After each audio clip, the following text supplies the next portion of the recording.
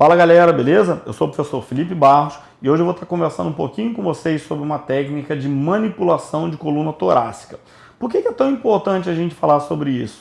Porque muitas vezes a gente vê várias pessoas manipulando a coluna torácica. E o que significa manipulação? É o estalar da coluna torácica. Então tem muitas vezes, muitos alunos, por exemplo, muitos profissionais que colocam o aluno então deitado em decúbito ventral, ou seja, de barriga para baixo, sobe em cima da pessoa e faz uma força muito grande para manipular. Qual é o problema disso? O problema é que a manipulação vertebral nada mais é do que você abrir e fechar o espaço da vértebra. Qual o objetivo disso? É o reajuste de posicionamento das articulações interfacetárias ou das articulações apofisárias. Só que qual é a grande vantagem da manipulação? A grande vantagem da manipulação é você poder abrir espaço e fechar espaço sem gerar atrito, porque muitas vezes o próprio atrito entre as vértebras ou nas articulações facetárias faz com que, em vez de você ter uma solução para o problema, você tenha um aumento ou uma acentuação desse problema na torácica da pessoa. E outra coisa que eu costumo falar para meus alunos também é o seguinte: a coluna torácica ela é um ponto-chave. Por quê? Porque é a região da coluna menos móvel. Então a gente tem 7 vértebras cervicais que são móveis, muito móveis. A gente tem 5 vértebras lombares que são bastante móveis. E a gente tem 12 vértebras torácicas que são muito pouco móveis. Por que elas são pouco móveis? Elas são pouco móveis principalmente por causa do posicionamento das facetas articulares, que esse posicionamento então ele vai ser um posicionamento oblíquo, enquanto aqui a gente vai ter facetas horizontalizadas, que facilitam os movimentos de rotação cervical, e aqui a gente vai ter facetas verticalizadas, que facilitam a flexão e extensão de tronco e que facilitam também as inclinações. Por que na torácica, então, a gente tem pouca mobilidade?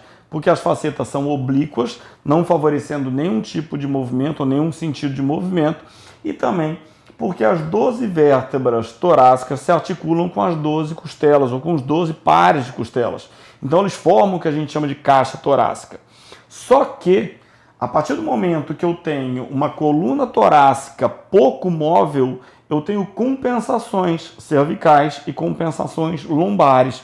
Então tem muita gente que tem dor cervical ou dor lombar, mas a origem da dor ou a causa da dor não está relacionada nem com a cervical e nem com a lombar. Está relacionada com uma hipomobilidade torácica. Então, um exemplo que eu sempre dou para os meus alunos. Quando a gente pega um trabalho em grupo e eu peço para fazer um trabalho, vai fazer o trabalho aqui o Raul, o Paulo e a Andréia. E de repente o Paulo e a Andréia somem, eles têm que me entregar o trabalho. Quem me entregou o trabalho? O Raul. Quem vai reclamar? O Raul. Por quê? Porque o Raul teve que fazer o trabalho sozinho. Quem é a causa do problema? O Paulo e a Andréia. Por que o Paulo e a Andréia? Porque eles não fizeram nada. Então, se eles não fizeram nada, eles não vão se queixar. Sempre quem se queixa é quem está trabalhando mais. Então, isso para fazer uma analogia, quem está se queixando, quem está doendo a cervical, quem está doendo a lombar, por quê? Porque provavelmente elas têm uma região então de hipermobilidade, ou seja, elas estão compensando a mobilidade de outra região. Então essa técnica aqui, ela é uma técnica bem simples de ser realizada e é uma técnica global, ou seja, que a gente vai realizar então a manipulação global da coluna torácica. Primeiro ponto então, a gente vai ficar atrás do nosso paciente ou atrás da pessoa que vai ser manipulada e vai pedir para essa pessoa cruzar os dois braços. Cruzar aqui, segura o ombro de um lado e segura o ombro aqui do outro lado. Beleza? Dependendo da altura que eu for manipular ou que eu quiser enfatizar a minha manipulação, eu posso levantar mais ou levantar menos isso aqui. Tá? Então, se eu for fazer uma manipulação visando torácica mais baixa, eu levanto mais para trabalhar mais aqui. Se eu quiser torácica média, eu coloco aqui. Se eu quiser torácica alta, eu coloco mais aqui. E aí a gente vai fazer uma manipulação mais nesse ponto.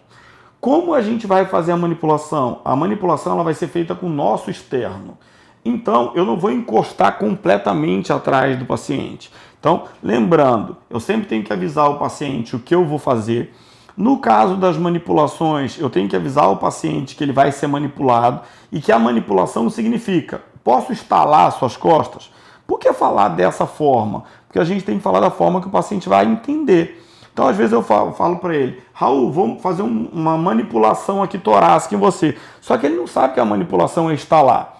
E ele não gosta de ser estalado. Então, se esse cara não gosta de ser estalado, a gente já descarta. Ah, quero fazer uma manipulação cervical. Se ele não gosta, a gente não mexe.